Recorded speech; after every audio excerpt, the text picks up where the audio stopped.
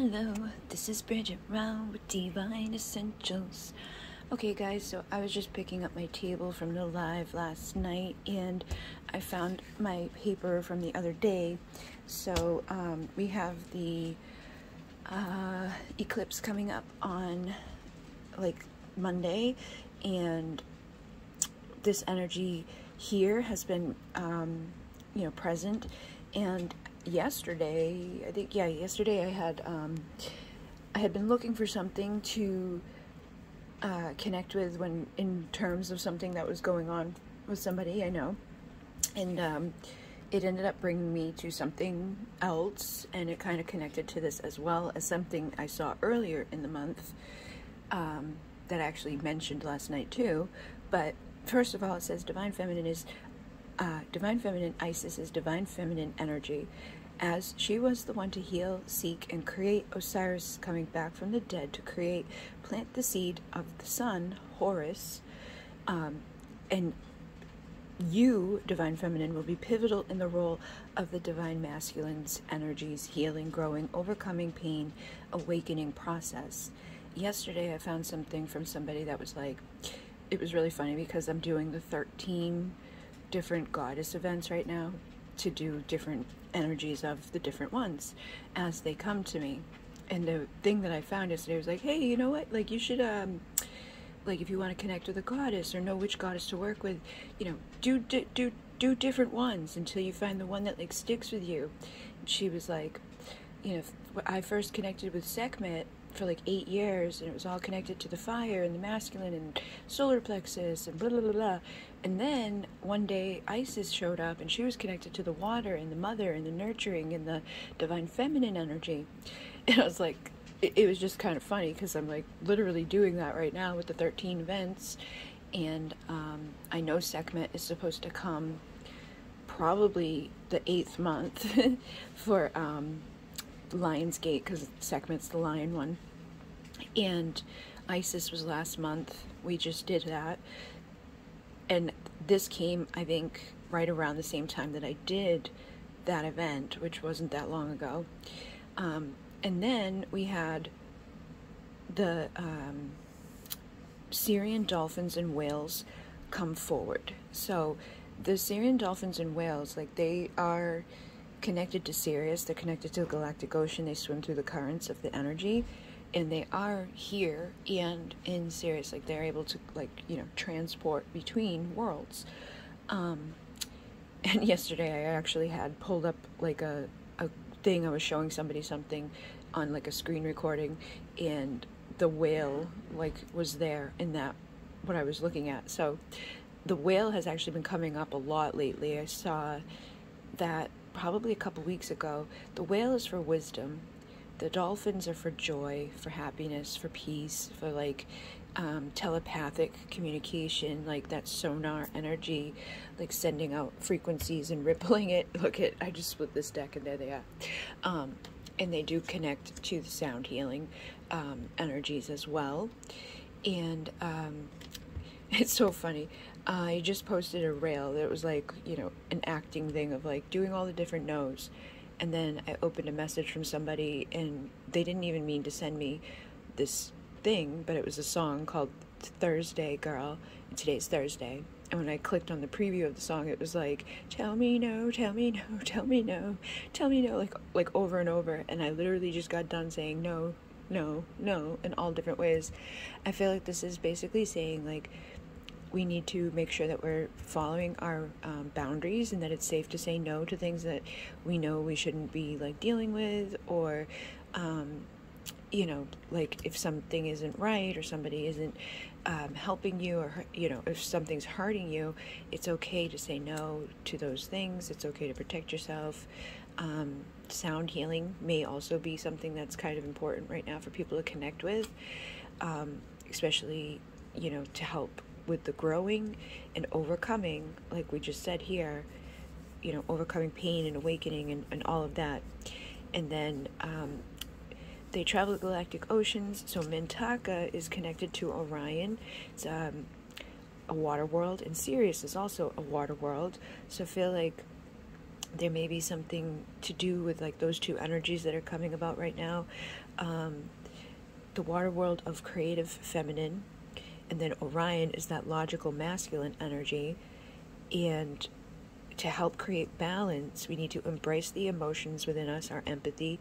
We need to cry, feel, express ourselves through art, song, poems, light language, automatic writing, dancing, listening, meditating, napping, allowing, receiving, and creating accordingly. And then in Sirius, there's different types of beings. There's like the elven-like, more regal high priestess, like softer energy, and then there's the more fey, punk rock, loud, like electric-y, just more in-your-face energy. And it says embrace your natural expression. So some of you may be more high priestess, some of you may be more, punk or rock. And then mermaids find water to sing and heal. Somebody literally just sent me a message in the same thing with the song. The same person that sent the song at the same time was talking about mermaids and Sirius. So it's funny. I feel like that is something that some of you may resonate with that. Like you may have, been a kid and been very like drawn to The Little Mermaid or pretending to be a mermaid in the water, like I used to do when I was a kid, and just go to the ocean and swim around like a mermaid. Divine sensuality, making love, erotica. So this is energies that we can tap into as well to help us to manifest and to overcome things that may be difficult. 22 is on there, and 22 is like a reminder that your thoughts are coming about.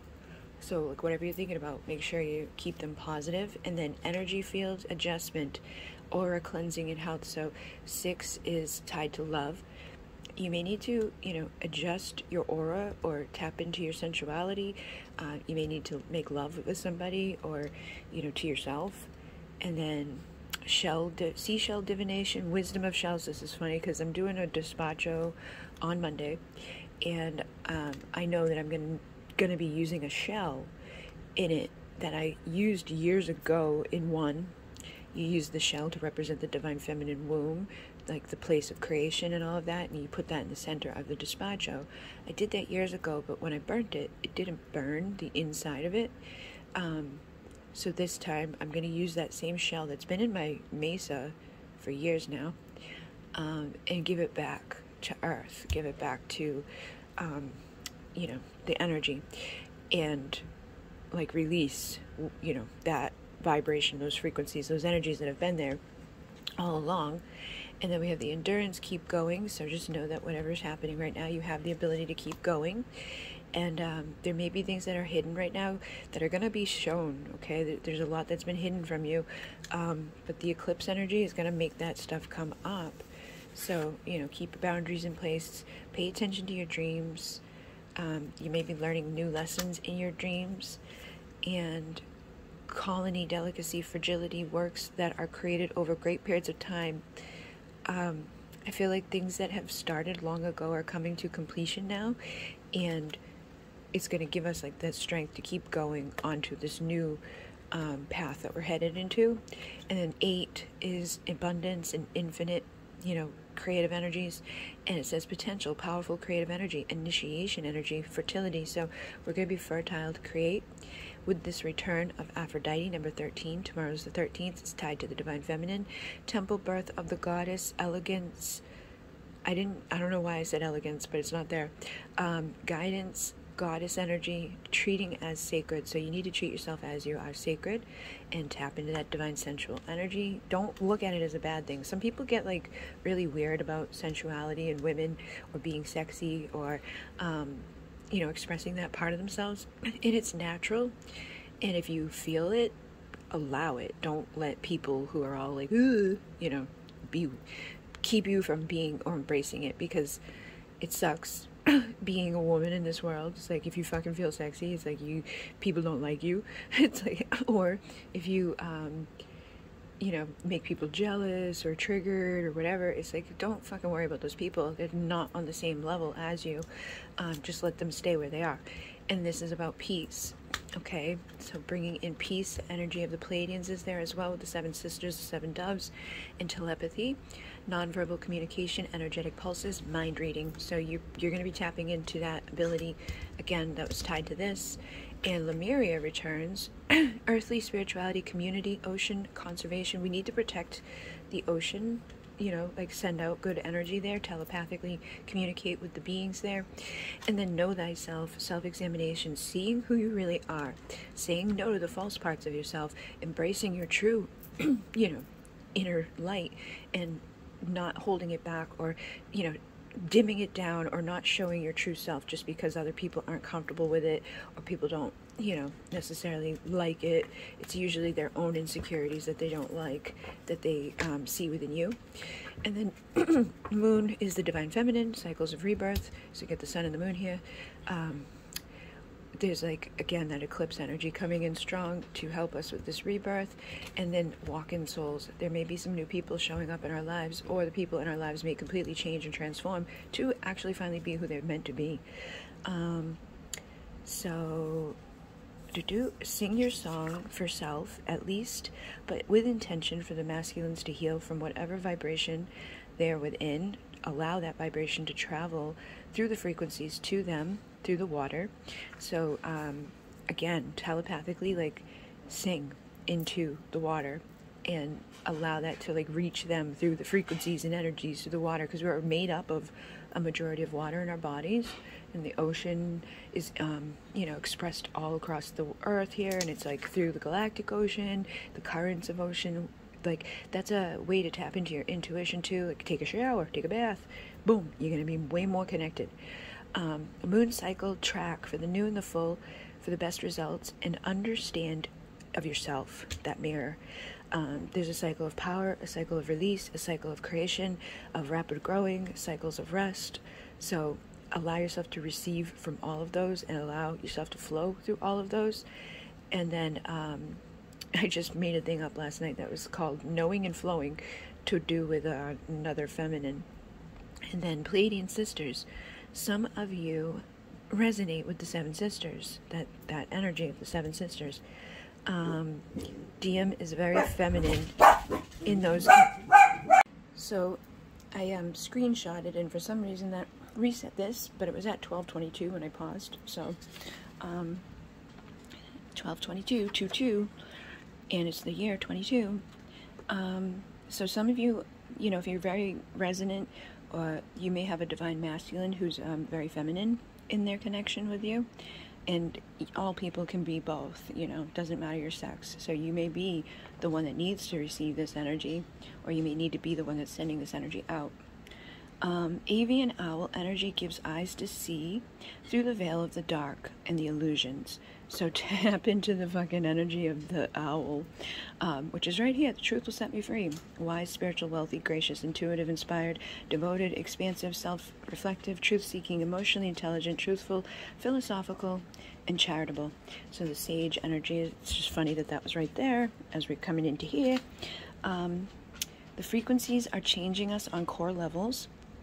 So remember who you are, and allow yourself to remember who you are. And multidimensional, you know, you may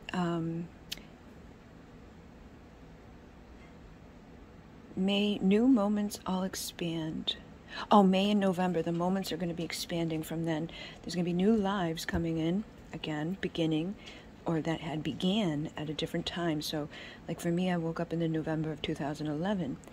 That cycle till now, this May, because we have May and November and May have Pleiadian lineups from the 15th to the 20th, and the height of those times is the 17th, 18th, and 19th.